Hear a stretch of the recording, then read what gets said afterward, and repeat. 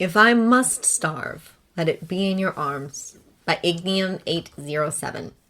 Chapter 11. Their days fall into a rhythm. The Witchers rise at dawn to train, sparring and reviewing techniques under Vesemir's expert eye. Jaskier joins them for a late breakfast and teaches Eskel lute for a while, the two of them sitting knee to knee as Jaskier demonstrates chords, and Eskel does his best to follow along. They never manage to focus for long before Lambert distracts them with something from his endless repertoire of filthy sea shanties. The afternoons vary. Jaskier often excuses himself to go work on songs.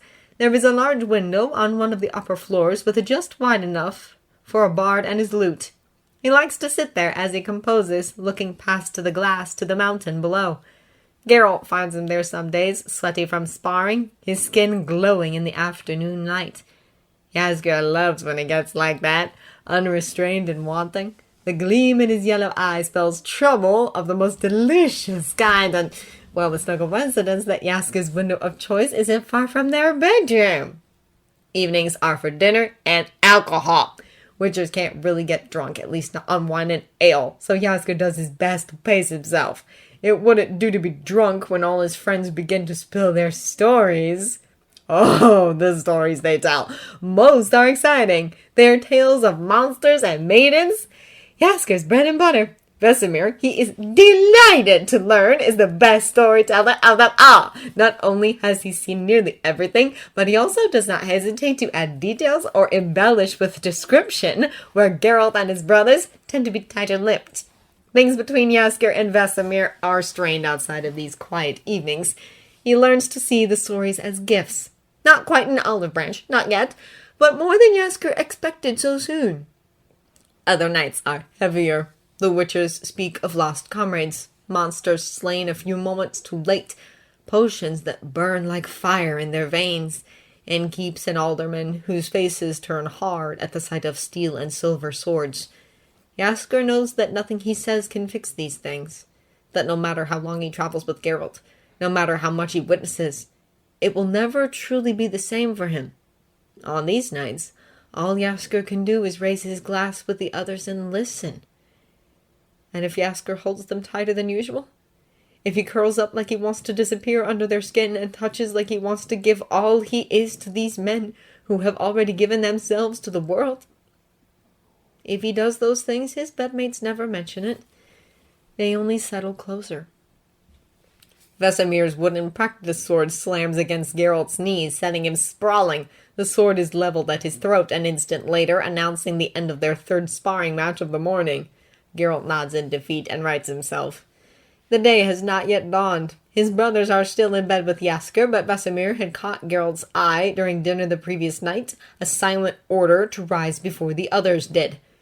There is a conversation to be had, and now, circling each other as their fourth match begins, Geralt knows the time has come. "You reek of magic."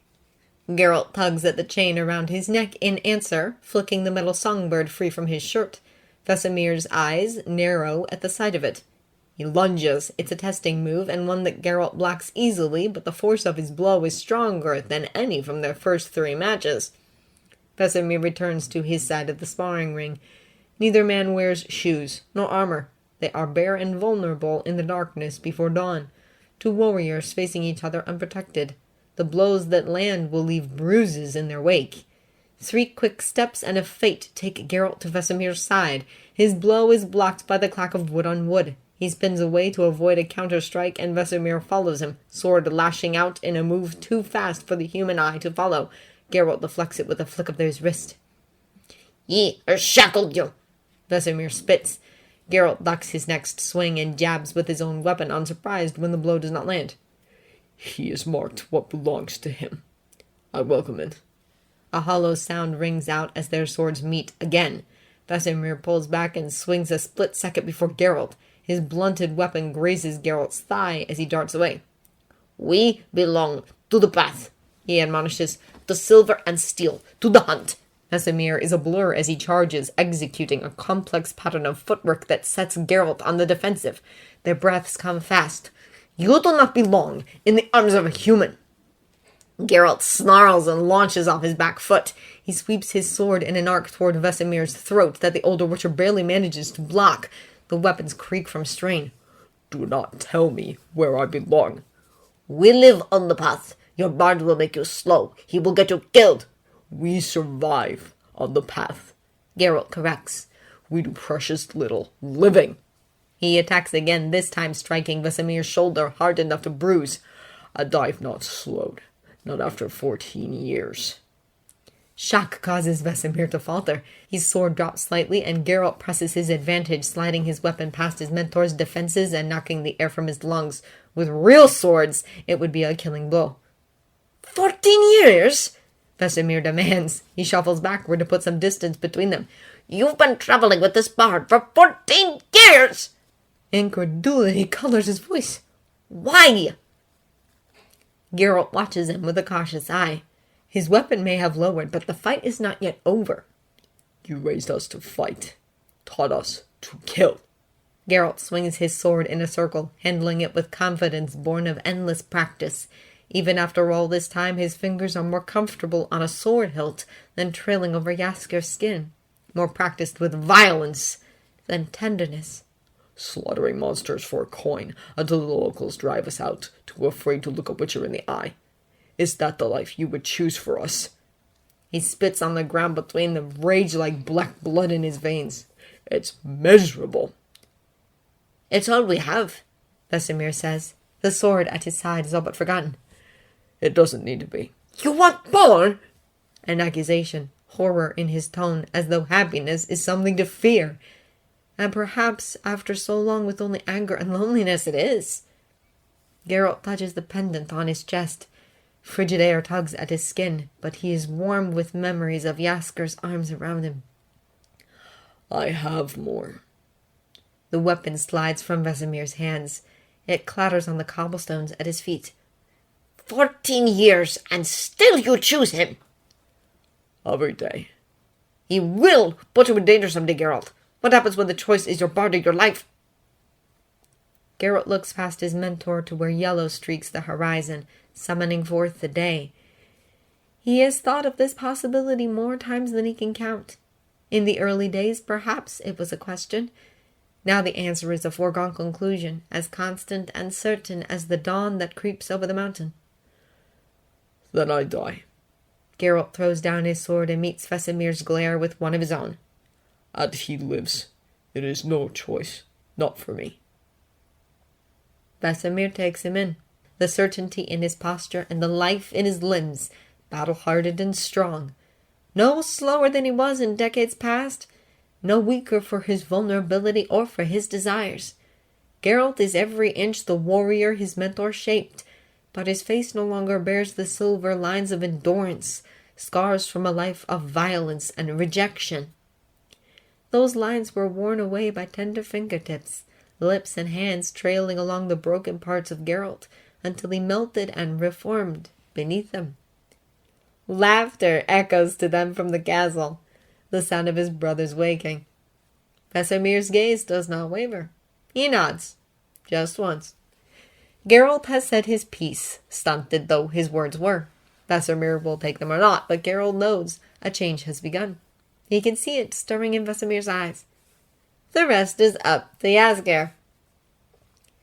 Hunger drives Jaskier from his windowsill. Dinner is a few hours away, so he shuffles down to the kitchen in search of food. Vesemir is there when he arrives, looking strangely unguarded in the firelight. Sorry, Jaskier says. I didn't know you were in here. I came down for a snack, but I can... He makes for the door, ready to bolt before a gruff voice stops him. Stay. Jaskier stays. He grabs a hunk of bread and sits down to watch Vesemir cook. There's a mound of vegetables on the counter, enough to feed a small army. Or 4 witches, Jaskier thinks. Vesemir slides him a block of wood and a knife. I'm assuming you know how to cook. He nods enthusiastically. Nothing fancy, but I can chop potatoes. Vesemir grunts and returns to his own work. His knife beats out a constant rhythm. 3 cuts one way, 3 the other, and a slide as he scrapes the chunks of vegetable into a nearby pot. Jaskier does his best to match the pace, standing at the counter in silence. Vesemir looks at him from time to time. His eyes burn on Jaskier's skin, but he keeps his own gaze focused downward, That's another trick you learned from Geralt. Let the Witcher come to you. It doesn't take long. Cooking. What? Jaskier sputters. Cooking brings me joy. Vesemir pauses in his chopping to meet Jaskier's eyes. And having them here. He gestures vaguely behind them at the main hall where Geralt and his brothers are entrenched in a game of Gwent. Knowing they're safe, at least for the winter. Oh! Jaskier's stomach goes warm and soupy at the admission. He recognizes the peace offering for what it is, and he can't keep the smile off his face. I like knowing they're safe too. I need to know they're safe, actually. It's kind of hard to breathe if they aren't. He lets out a soft, pained laugh. I've seen Geralt covered in his own blood too many times, and Eskel with that noon wraith that one time, and Lambert got the scratches a few months ago. Jaskier sets down his knife and holds his hands down against the counter to keep them from shaking. That is the life of a witcher, Vesemir says gently. I know. He heaves in a breath. It's good that they have this place. Winter is my favorite time of year no matter how fucking cold it gets because I know they'll be here with you and each other. I trust you to watch their backs even if I'm not there. Vesemir snorts. Are you implying that you protect them, Bard? I find that difficult to believe. Believe what you will, Jaskier says. It's true regardless. I may not be a fighter, but I can be there when it's over, to make sure they eat and bathe like real people, to hold them together if they need me to, and sometimes when they don't. He flashes Vesemir a smile and tries for a lighter tone. I'm pretty decent with medicine by now, too. Brandishing his knife in a joking threat, Jaskier leans in and whispers, You cannot tell Geralt this, but I actually studied medicine a little while he was here last winter. Told him I was playing in taverns down the mountain and shacked up with a healer instead. Lovely old lady, quite good at knitting. She talked my ear off about tinctures and salves and stitches and the like. I filled the whole notebook. He returns to chopping, humming as he goes, heedless of the new respect that shows on Vesemir's face. Came in handy with that sea monster thing in Skellig, let me tell you. I love the man, but he has no sense of self-preservation. Vesemir nods and grunts in the right places, letting Jaskier chatter away until dinner is ready. They're met with tears when they march into the hall carrying a pot of stew. Lambert recalls all the ways Eskel cheated at Gwent, but seeing as no swords were drawn, Jaskier decides it can't have been that bad. He fills his bowl while they talk, and when he sits down to eat, Vesemir sits beside him. Lambert sighs and leans back until his shoulders sink beneath the water. This time last year, he was scheming to convince Geralt to speak about his bard. Now that bard is next to him in the hot spring, smelling of sweet contentment. It wants to bury his nose in it. Heat winds its way through his body. A slow spread of realization. He can bury his nose in that smell if he wants. Water ripples around him as he slides to Jaskier's side. Slender hands are working soap into his hair, but he drops them immediately when Lambert reaches out for him. Lambert tucks his face into the crook of Jaskier's neck, inhaling. Arms come up to hold him warm even in the heat of the water. Amusement clear in Jaskier's touch. What do I smell like? Sunshine, he answers honestly. And honey. It's nice. Jaskier lets out a chuckle that Lambert can feel in his chest. That's good. I haven't been covered in anything worse than sweat recently, but I figured using the oils couldn't hurt. Lambert shakes his head. Not the oils. Just you. Oh. Jaskier falls silent, but the smells of contentment spike in Lambert's nose. What he did to deserve this he doesn't know. There is little room for tenderness in a witcher's life. Geralt should have scared Jaskier off years ago. And yet, here they are. Lick me, he mumbles, lips dragging against wet skin. Jaskier hums in question, and Lambert pulls away to tug on a strand of his half-washed hair. You always do mine.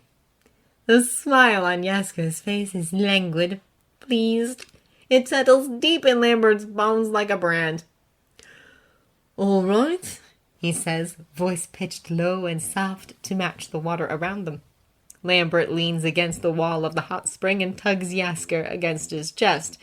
He finishes the lather Jaskier had started, taking care not to let any soap drip into his eyes. Jaskier dunks to rid his head of the soap, and Lambert reaches for a vial of oil from his pack. Lavender. Jaskier never said it was his favorite, but it's the one he replenishes most often, so Lambert figures it's a safe bet. From the happy surprise in Jaskier's eyes, he figured right. He tips the oil into his palm and threads his fingers through Jaskier's hair. He's never done this for someone before. Lambert used to worry that it was work for Jaskier to help him bathe, unpleasant somehow to wash dirt away from another person's skin. But with Jaskier pliant and relaxed beneath his hands, Lambert begins to understand. It is not a hardship to take care of someone he loves. His hand still. Someone he loves. Lambert never thought he would have cause to think that phrase. He loves his brothers, of course, but it is a hard, battle-worn love. They do not speak of it aloud. This love for Jaskier is different. It's no more sexual than what he feels for Geralt and Eskel, but it is raw. Jaskier has cut his heart from his chest with a knife so smooth and gentle that Lambert did not notice its sting until he began to bleed. Lambert? What's wrong? Emotion rises in him like the tide, steady and strong, powerful enough to drown an empire. He shakes with the force of it. Lambert? Jaskier tries to turn, but Lambert holds him still. He slides a hand up Jaskier's side and settles it against his chest to feel the heartbeat there. I love you, he whispers. Once the words are brought to light, there is no revoking them. He lays them at Jaskier's feet as uncertainty crashes over his head, threatening to pull him under. Is that all right? Now Jaskier does turn. Lambert's arms not enough to hold him back. He brings his hands up to cradle Lambert's face and presses their foreheads together. It's a small mercy. If Lambert had to look him in the eyes right now, he thinks he would break apart. Of course it's all right, Jaskier whispers. There is pain in his voice, and Lambert hates it. Hates that his own emotional ineptitude is what put it there. Of course it's all right, Lambert, he repeats. It's more than all right. Jaskier's shoulder blades move beneath Lambert's hands as he drags his palms down Lambert's neck, catching on the chain that hangs there. He has not taken it off since the night Jaskier gave it to him. I love you too, you silly witcher. More than my own blood. He can feel the truth of it. Jaskier's love is a wave as strong as Lambert's, crashing against his own and leaving calmer waters in its wake. They stay close for the rest of the night. Jaskier keeps a hand on his knee at dinner, as if he can sense how close Lambert is to crumbling. One sharp tap is all it would take to make him fall, but Jaskier stands in front of him, holding the weight of the world as Lambert pieces himself back together. Geralt seems to understand. He catches Lambert's eye over dinner and nods to where Jaskier is touching him. There is no judgment in the look. Lambert may love Jaskier differently than Geralt does, but the vulnerability is the same. Geralt has felt the sweet kiss of Jaskier's blade. He has allowed it to remake him. Lambert doesn't understand what he did to deserve this love, but as the tide rises with each familiar swipe of Jaskier's fingers over his skin, he knows one thing. He will burn the world to protect it.